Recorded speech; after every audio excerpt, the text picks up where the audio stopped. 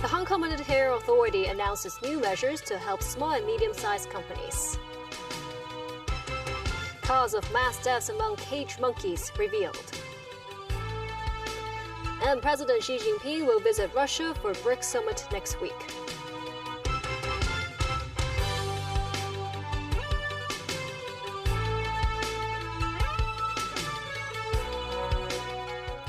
Good evening, and thank you for joining us. The Hong Kong Monetary Authority announced a raft of measures to support small and medium-sized companies in the city. They encompass liquidity and capital-related measures. Chief Executive John Lee in his policy address said the city's economy is undergoing a transition. This means people must adapt to change, and the government will support such efforts. Today, the Hong Kong Monetary Authority unveiled its latest measures to help small and medium-sized enterprises cope with the changes in business environment. That comes after the pre-approved principal repayment moratorium scheme, which allowed SME borrowers to return just the interest first, has been phased out since July last year. The partial principal repayment arrangement for some enterprises is also set to expire early next year. To ease the company's cash flow troubles, the HKMA said banks have pledged to extend the partial principal repayment ratios and durations, with the principal repayment moratorium scheme extended for some borrowers. Apart from SMEs, the scheme also covers individual loans for taxis, minibuses, and other commercial vehicles. The HKMA has also cut the counter-cyclical capital buffer ratio from the current 1% to 0.5%. That is expected to release $300 billion to $400 billion in liquidity, with banks allowed to extend more loans to SMEs. We do think that banks can manage the credit risk involved without any sort of excessive burden on banks' financials. The definition of an SME is also broadened from companies with $100 million to $500 million in annual sales. The risk rate of large loans is also lowered. That means the capital requirements for enterprises can be lowered so they can borrow loans with a lower interest rate. The measure takes effect immediately, earlier than the original date on New Year's Day next year. 16 banks have earmarked upwards of $370 billion of funds to facilitate the SME's financing, with a rollout of more credit products to assist in the company's digital and green transformation. It aims to give the kind of certainty to the SME sector that there are dedicated funds available. Concerning the dedicated task force set up on SME financing in August by the HKMA, more than 100 referrals have already been received. HKMA said 20% of the cases are harder to resolve because of their difficult business conditions. For some others, concrete assistance has been offered, including coordination work with banks. According to data from the Census and Statistics Department, Hong Kong's unemployment rate stood at 3% between July and September. That's unchanged from the June to August period.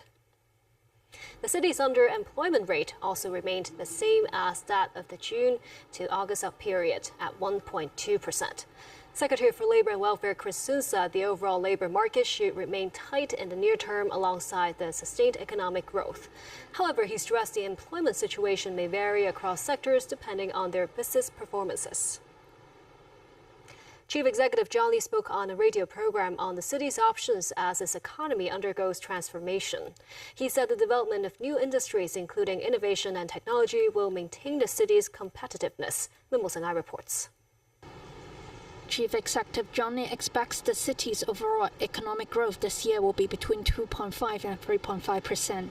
As a way to maintain the city's competitiveness, the CEO pointed out the importance of developing innovation and technology.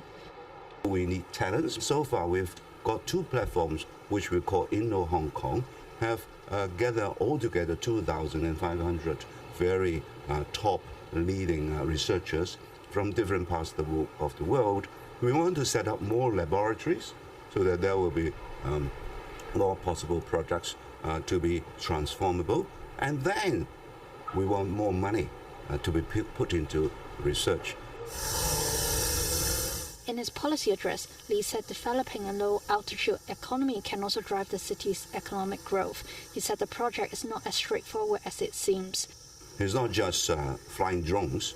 Drones is only the starting point, because we need the whole infrastructure, and we need to hold a system which will ensure the signals and control of the traffic, and we have to do probably some amendment of the present laws or create some new laws to facilitate it. The CE added such a development may require a collaboration with cities in the Greater Bay Area. News 9, TVB News. The latest details have emerged about the recent deaths of 9 monkeys at the Zoological and Botanical Gardens, which include 3 critically endangered cotton-top tamarins. After investigations, the government said the monkeys died from sepsis induced by infectious disease melioidosis. The bacteria was likely caused by contaminated soil unearthed by construction works nearby. 9 monkeys died at the Zoological and Botanical Gardens over Sunday and Monday, and the mammal section remains closed. After preliminary investigations, the government confirmed the monkeys died of infection with melioidosis, which caused sepsis. The monkeys did not have food poisoning or die from other viruses such as flu. In October, the park carried out earth-moving works when repairing irrigation pipes around the cages. The bacteria might have been brought in from the shoes worn by staff. We have taken all the cleansing and disinfection measures on the cages. And so with all these measures, we believe that it's now clean and free of the bacteria. And we are also cordon off the whole mammal section for the time being. So there will be no sort of contact between a normal citizen with the animals. Authorities said melioidosis is not usually transmitted from animals to humans. They added park staff are in good health and it is an isolated incident. The policy address outlined the government's plans to invite talented professionals to Hong Kong. Officials said various types of professions could qualify as top-notch. Memo Sangai reports. Attracting talented individuals to work in the city remains as an important goal for the government. The latest policy address said authorities will invite top-notch talent to come to work in the city. A committee on education, technology and talent, led by Chief Secretary for Administration Eric Chen, will be set up to help facilitate this. Chen said the measure is innovative. For each trade, there must be someone that people think are elite in the trade. And they may not come to Hong Kong of their own accord. So in the committee, we will think about whether to approach these people. So it may be an artist, it may be an engineer. We don't want to limit ourselves by giving a definition. Meanwhile, when asked about the fake credential cases related to university admissions, the government stressed offenders will face serious consequences. These complaint cases will be taken up by the police, and a very thorough investigation will be conducted on these cases.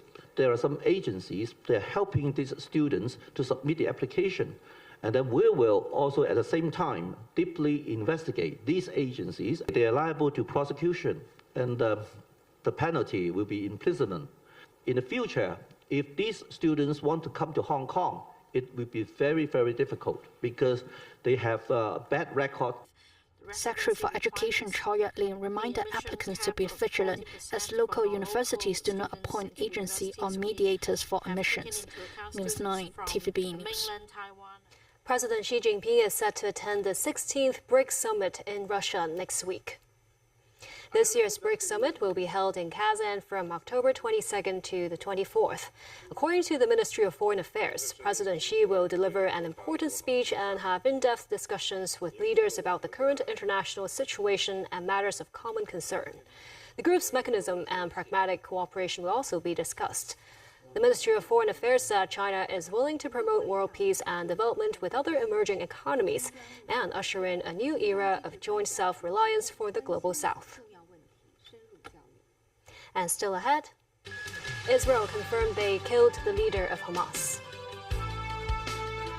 War of words between Trump and Harris. And U.S. businessmen explain why they want to do business in Hong Kong.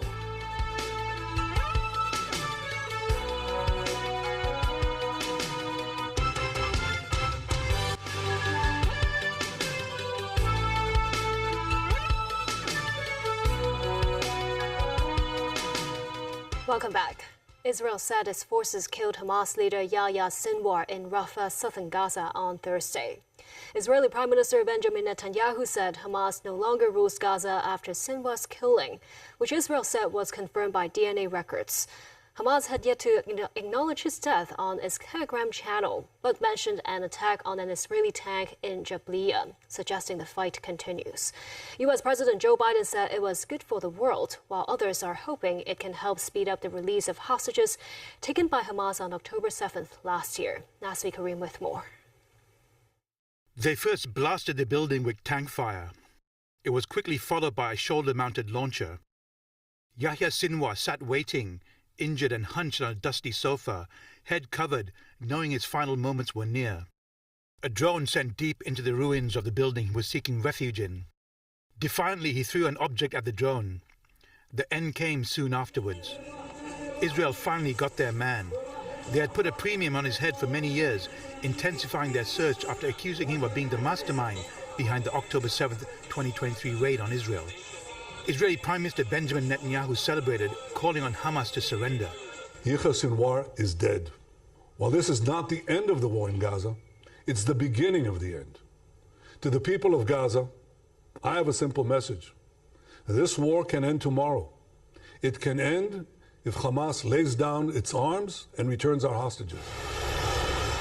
U.S. President Joe Biden, speaking on his arrival in Berlin, said he's hoping Sinwar's death would help to bring about a ceasefire in Gaza, where more than 42,000 people have been killed over the past year. It's a good day for the world. I'm so pleased now to congratulate him getting Sinwar. Sinwar had led the Hamas military wing for years, helping to build up their capabilities. He took over as political leader after the assassination in July of Ismail Haniyeh in Tehran. In 2021, Sinwar gave a fiery speech saying he knew Israel was trying to kill him. "Be my guest," he said at the time, telling his supporters that his death would in no way spell the end of the Palestinian struggle. In Jordan, which has a large Palestinian population, protesters gathered near the Israeli embassy to express their support for Sinwar. In central Gaza, Palestinians reacted to his death. This woman said they were sad upon hearing the news, but at the same time happy that the war may end. Nasvi Karim, TVB News. In the U.S., Democratic presidential candidate Kamala Harris and Republican candidate Donald Trump are fighting for votes in Michigan. Michigan is one of the three traditionally Democrat blue wall states that, along with Pennsylvania and Wisconsin, will heavily influence what is expected to be a close election. Meanwhile, the battle of the billionaires in support of the presidential candidates is heating up, with Elon Musk holding his first solo event in support of Donald Trump, while Shark Tank billionaire Mark Cuban appeared with Kamala Harris. Tracy Furness has more. Before Kamala Harris took to the stage in La Crosse, Wisconsin, billionaire businessman Mark Cuban criticized some of Donald Trump's main policies. I mean, back in the 90s and the early 2000s, he was a little bit coherent when he talked about trade policy, and he actually made a little bit of sense. But I don't know what happened to him. Now, he has this crazy notion that putting a tariff of 60% on every single product imported from China is a good idea.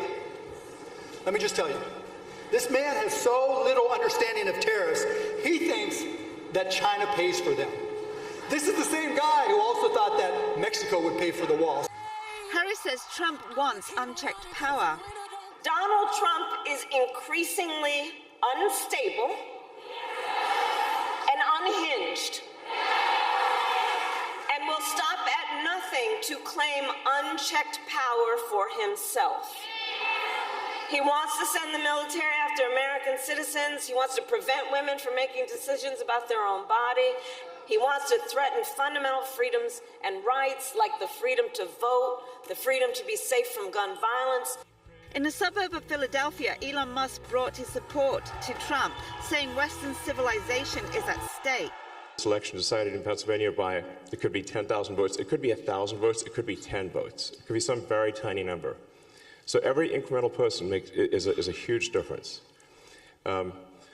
So, you know, I haven't been politically active before. I'm politically active now because I think the future of America and the future of civilization is at stake.